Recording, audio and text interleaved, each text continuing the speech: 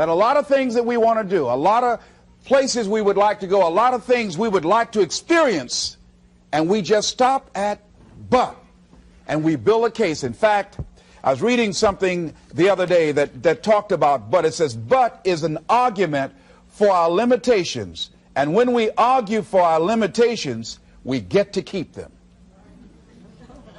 See, but will cause you to procrastinate. But will cause you to hide out behind fear. But will cause you to come up with all type of excuses that you can validate your inaction and not acting on your dream. And right now, more than ever, people need to look for ways to live their dream. People need to look for ways to make it on their own. There is no such thing as job security. There's no such thing as a storm-proof or tragic-proof life. There are no guarantees today, ladies and gentlemen. The illusion is gone. There was a time when we graduated from high school, you were told, go to college and get out, and you go and work for a corporation for 30 or 40 years. They'll give you a gold watch and you'll retire. Special announcement, that day is gone. That day is gone, never to return again. So instead of people living in fear, feeling stressed out, feeling powerless, feeling like victims, I think it should be a time that we need to begin to look at ways that we can become an active force in our own lives. Look at ways when we can decide to take charge of our own destiny. Look at ways when we can decide to design a life of substance and begin to truly live our dreams. And it's time for people to decide, I'm ready to get on with my life. Shake somebody's hand on your right and left. A guy named Bob May said this, don't let nobody turn you around. Do that right quick. Now, you know, a lot of people say, I'm going to live my life one day when things get right. When I get all my bills paid. When I get my feet on the ground. I say, what have you been walking on? See, there are no problem-free moments. A guy named Dimples had a record one time called, If It Ain't One Thing, It's Another. And I say, if it ain't one thing, it's 12 others. Always something there to build a case on why you can't move on, why you can't grow to the next level, why you can't begin to manifest your greatness, why you can't begin to live life on your terms. Always something there to block you, to keep you where you are, and keep you from beginning to develop your true greatness. Always some fear. How do we handle it? And I'm saying that if you've been hiding out behind but, if you've been using the fact that you don't have enough money or you don't have the education, take it head on. Go get the education. I was saying to a guy the other day who was saying, I said, how old are you? He says, 47 years old. I said, your sister tell me that you can't read. He said, that's right. I said, why? Well, you know, I didn't go to school. I said, excuse me, how old are you? I'm 47. 47? Yes. And you can't read or write? Yes. Have you ever heard of adult school, adult education? Have you decided that you should learn how to read to begin to expand your world? Why are you using that as a racket? Why don't you decide now that you're going to expand your world, that if other people can learn, you could learn too? Well, it's hard for me. Have you been and sit in a class yet? Have you signed up yet? No, I haven't. See, a lot of people say no, ladies and gentlemen, to things, and they don't even know what they're saying no to. They haven't even challenged themselves. He hasn't even gone to sit into a class and say, teach me how to read. Instead, it's been easier for him to go through life, he thinks, trying to play a whole con game, pretending he knows how to do something that he doesn't know how to do. And you know what? Most of us go through life like that. Most of us go through life pretending that we're satisfied where we are, pretending that everything is okay, pretending that we don't have any special goals or ambitions or desires, when really deep down inside we do really want more. But if you look at our behavior, if you judge based upon what we do, that really will tell you some true stories about people, because you have to judge a tree by the fruit it bears, not the fruit that it talks about. See, a lot of people pretend that they want more out of life, but all you have to do is watch their actions. That will tell you something. So I used to pretend that I wanted to lose weight, but how could you tell I was pretending? Watch me when I have a piece of sweet potato pie. Let me get within walking distance of some peanuts, some potato chips. See, I was pretending that I really wanted to lose weight. No, all you do is watch what I eat. I tell you what I'm seriously committed to. People tell you, oh yeah, one day I want to have a restaurant. See, they're pretending they want to go into business for themselves. They're not serious. How can you tell, Les? Watch their actions. Watch what they're doing. The proof is in the pudding. So if you want to do something, if you thought about something you want to do, take it head on. Decide that you're going to start looking at it, start doing research on it, start tackling it. Start becoming involved in whatever and wherever it might lead you to begin to explore the possibilities in that particular thing that you're seeking so that you can begin to learn all you can about it. Decide that you're going to face it, that whatever shortcomings you have, that you're going to strengthen yourself there. Whatever training that's required, that you're going to go get that training, that you're going to get started right now. And George Washington Carver would say, do what you can, where you are with what you have, and never be satisfied. S.B. Fuller used to say, and you heard Joe Dudley talk about, always strive to be more than that which you are. Yeah, don't get satisfied with yourself. Always know that wherever you are, you can enjoy more, that you deserve more. But most people, you know what they do? Most people go through life quietly and safely, tiptoeing to an early grave. Find out what it is you want, and go after it as if your life depends on it. Why? Because it does.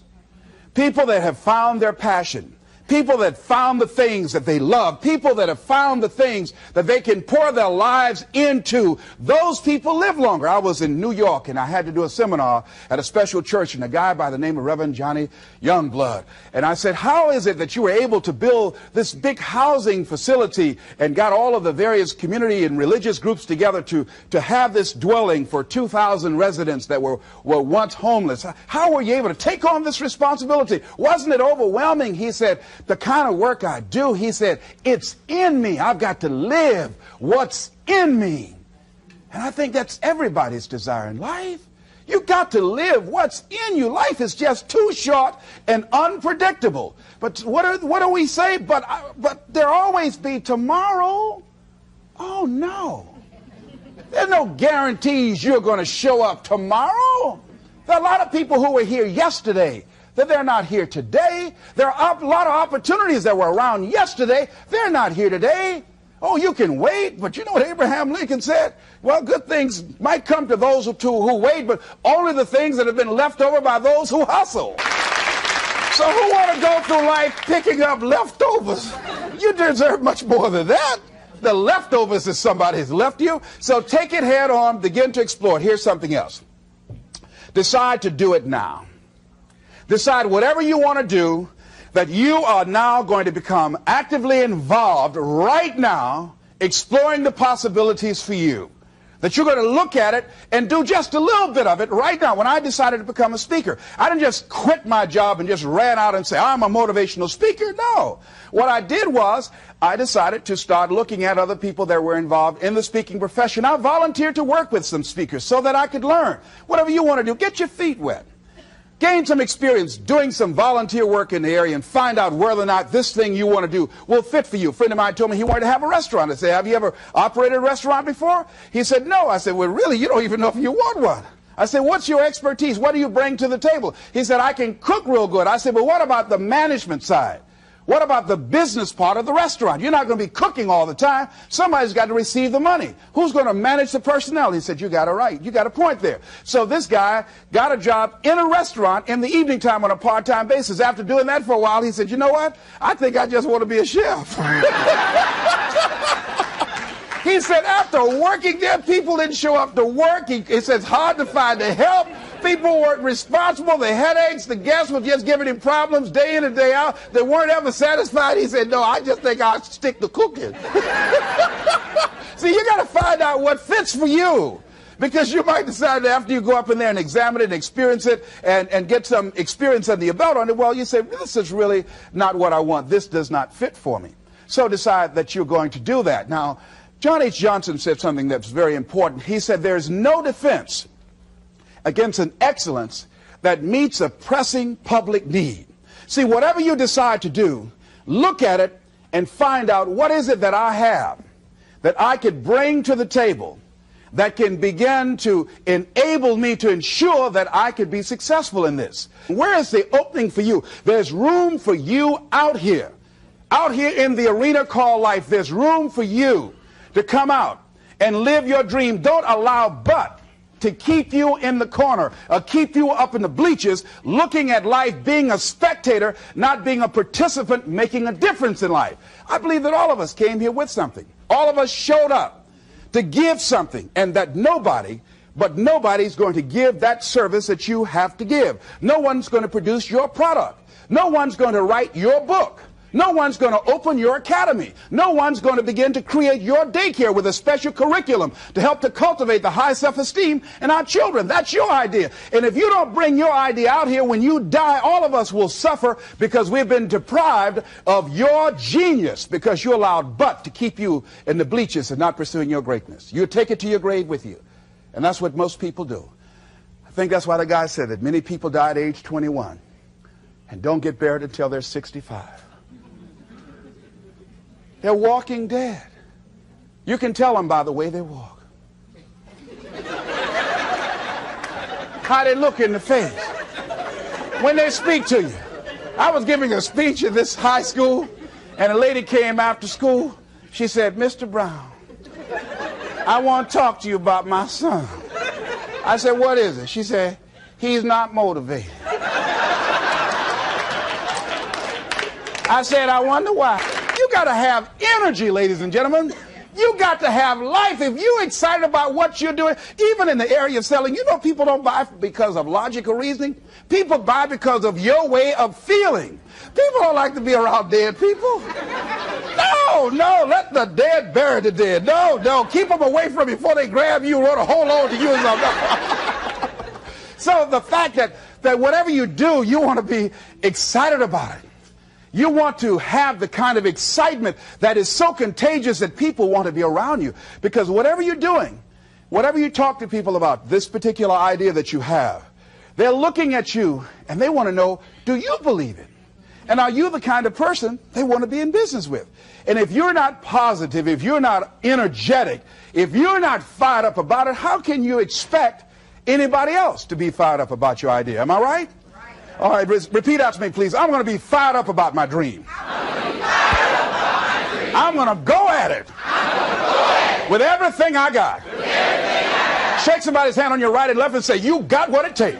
There are a lot of people who say, "But I tried once or twice and it didn't work out." And so they use that as an excuse not to ever come out again. Guy said, if at first you don't succeed, you're running about average. So if you have come out here with an idea and it didn't work out 2 or 3 times, well, that's all right. You're running about average. You know, I heard something, a jarring question. It says, why is it that people prefer known hells to unknown heavens? You know why? Because it's comfortable, ladies and gentlemen.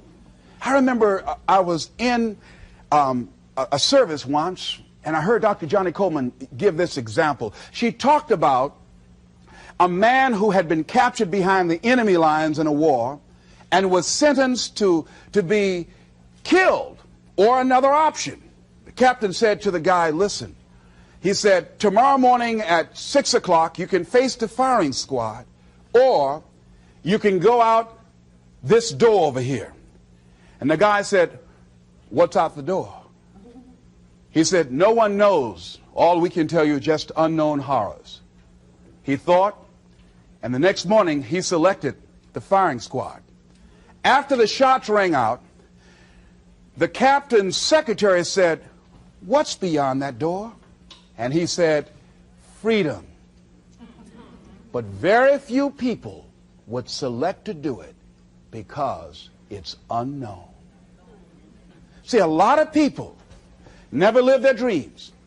A lot of people never do the things they want to do. A lot of people stay on jobs where they're miserable. I read an article called, "Is Your Job Making You Sick?" A lot of people, some of y'all know about that already here. So go on and say amen. It's all right. And one lady told me, she said, Les, when I used to go to work, she said, when I stepped in the door, it felt like a refrigerator dropped on my shoulders. How many of y'all understand that kind of feeling? They were miserable, just hated to go after 60 minutes on Sunday afternoon. Or come Monday morning, my head used to throb. I just couldn't take it. Didn't want to go sometimes just for the heck of it. I just drive on by. Whew, I used to hate to go to work. Many of us choose an active living death. Many of us are walking dead. The walking dead. That we're not doing what we want to do. Many of us stay in relationships where we're dying together rather than growing and expanding and living together. We're miserable, but because we don't have the courage to see ourselves beyond that relationship that has turned toxic, we go through life living dead people.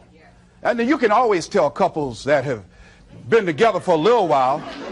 Go in a restaurant, the ones sitting side by side, giggling and talking to each other, feeding each other with their fork and spoon, they just got together for 1 week.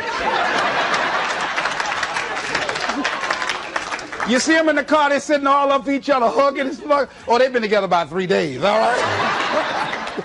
But if you see people in the restaurant, see a couple, and they're sitting in front of each other. Takes so long for this food, I wonder when they're going to hurry up.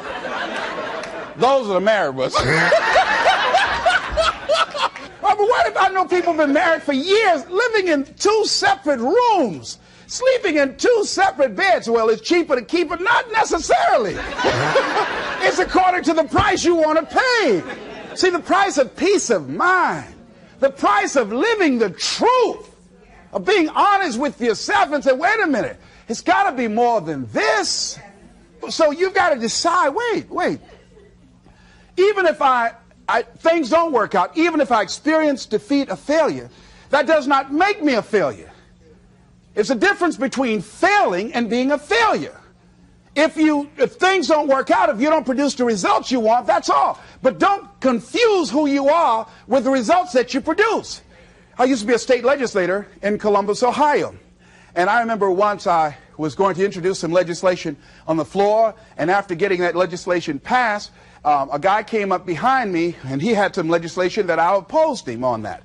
And I was about to stand up to debate this guy, and the guy next to me said, "Excuse me, don't debate that guy." "Why? Do you know who that is?" I said, "No, it's Will Kosky from Toledo. That's a bad dude.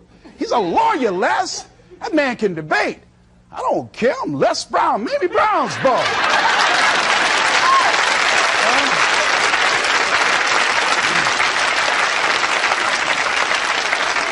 So I raised my hand. "Mr. Speaker," he said, "the gentleman from the 29th House District." I said, "Yes, sir." To tell the gentleman I'd like to take him on. Challenge him on this legislation. He said, Will Kosky said, "I would more than like to, Mr. Speaker."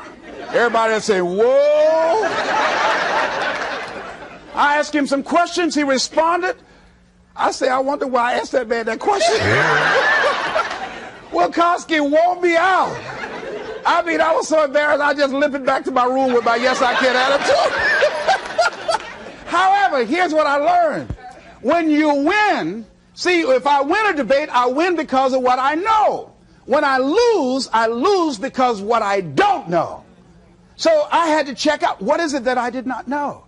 I wasn't prepared. I did not do enough research. I did not do my homework. So he handled me like he wanted to. So I came back again. I waited on some other legislation, did my homework, but he was more than able to take me out again. But pretty soon, each time it would become a little bit more difficult and a little bit more difficult. And the older guy said, "Would you argue in behalf of this legislation for me?" I said, "Sure." I started volunteering to do work in the legislative committees for the older guys. I said, "Absolutely." And the more I did it, the better I became. And then people began to start respecting me. And when I would ask and say, "Mr. Speaker, I'd like to speak on that bill," some guys' lips start trembling and stuff, like Jimmy. I don't know. Wait a minute. Is there anything wrong? Do we have a problem?